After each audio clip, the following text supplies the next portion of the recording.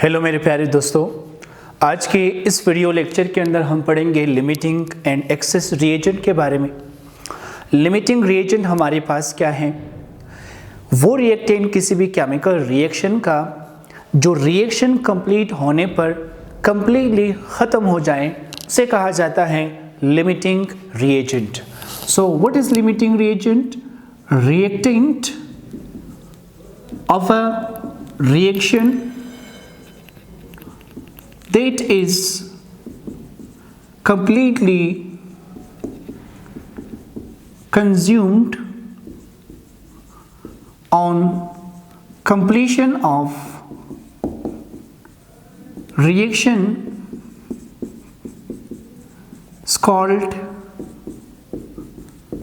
limiting reagent. So वो reactant किसी भी रिएक्शन का जो रिएक्शन कंप्लीट होने पर कंप्लीटली कंज्यूम हो, कंप्लीटली खर्च हो, कंप्लीटली ख़त्म हो जाए, उस रिएक्टेंट को कहा जाता है लिमिटिंग रिएजेंट। वो रिएक्टेंट किसी भी केमिकल रिएक्शन का जो रिएक्शन कंप्लीट होने पर कंप्लीटली कंज्यूम हो जाता है, खर्च हो जाता है, इस्तेमाल हो जाता है, ख़त्म हो जाता है, उस रिएक्टेंट को कहा जाता है लिमिटिंग रिएजेंट। इसी तरह एक्सेस रिएजेंट हमारे पास क्या है, आपने सेम में रखना है। वो रिएक्टेंट किसी भी केमिकल रिएक्शन का जो रिएक्शन कंप्लीट होने पर बाकी बचता है उसे कहा जाता है एक्सेस रिएजेंट। वो रिएक्टेंट किसी भी रिएक्शन का जो रिएक्शन कंप्लीट होने पर भी वो बाकी रह जाए उसे कहा जाता है access reagent. So what is access reagent? Reagent or reactant that remain after the completion of reaction is called excess reagent. So वो रिएजेंट जो रिएक्शन कंप्लीट होने पर बाकी रह जाए उसे कहा जाता है एक्सेस रिएजेंट। अब लिमिटिंग एंड एक्सेस रिएजेंट को समझने के लिए मैं आपको जो है बेसिकली दो एग्जांपल दूंगा। पहला जो एग्जांपल है हमारे पास वो है हाइड्रोजन और ऑक्सीजन का। मिसाल के तौर पर हाइड्रोजन का 2 मोल्स रिएक्ट करता है ऑक्सीजन के 1 मोल के साथ और हमें 2 मोल्स ऑफ वाटर मिलता है। अब अगर हाइड्रोजन का 6 ग्राम्स ऑक्सीजन के 32 ग्राम्स के साथ रिएक्ट करें तो हमें कितने ग्राम्स ऑफ वाटर मिलेंगे? 36 ग्राम। अब इस रिएक्शन के कंप्लीट होने पर ऑक्सीजन जो गैस है वो कंप्लीटली कंज्यूम हो चुका है और जो हाइड्रोजन गैस है रिएक्शन के कंप्लीट होने पर इसके 2 ग्राम बाकी बचता है। सो आप मुझे बताएं कि हाइड्रोजन और ऑक्सीजन में से कौन सा लिमिटिंग रिएजेंट है और कौन सा एक्सेस रिएजेंट है। अब ऑक्सीजन चूंकि रिएक्शन कंप्लीट होने पर कंप्लीटली कंज्यूम हुआ है, ख़त्म हुआ है, तो ऑक्सीजन इस केस में हमारे पास क्या है? Limiting reagent.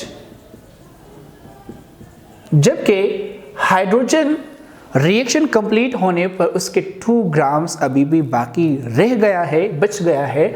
सो हाइड्रोजन हमारे पास क्या होगा इस रिएक्शन का? ये होगा एक्सेस रिएजेंट। तो ये था हमारे पास पहला एग्जाम्पल।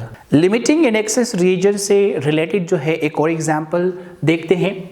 मिसाल के तौर पर हमें बाईसाइकिल बनाना है। अब बाईसाइकिल बनाने के लिए बेसिकली हमें 2 चीज़ों की ज़रूरत होती है। हमें ज़रूरत होती है टायर्स की और इसी तरह हमें ज़रूरत होती है फ्रेम्स की। अब आप फर्ज कर ले कि एक बाईसाइकिल बनाने के लिए हमें 2 टायरों की ज़रूरत होगी और इसी तरह जो है हमें एक फ्रेम की ज़रूरत होगी। अब फर्ज कर ले हमारे पास जो है 100 टायर्स है और इसी तरह हमारे पास है 70 frames.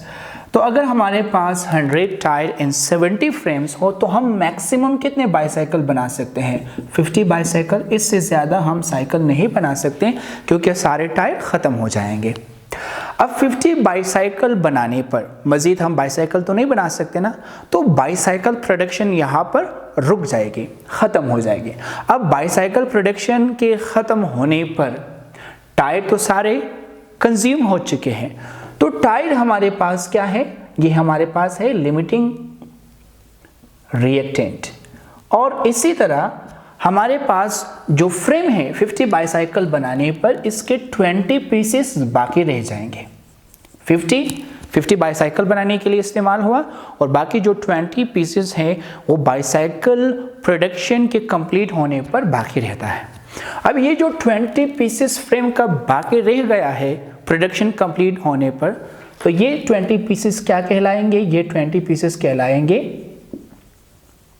Access reagent cycle production का। क्यों? क्योंकि आप देखें टायर प्रोडक्शन कंप्लीट होने पर कंप्लीटली खत्म हो जाता है, इसीलिए टायर हमारे पास लिमिटिंग रिएजेंट है। जबकि फ्रेम प्रोडक्शन कंप्लीट होने पर उसके 20 पीसेस बाकी रहते हैं, तो ये जो फ्रेम्स हैं हमारे पास वो क्या होंगे, एक्सेस रिएजेंट।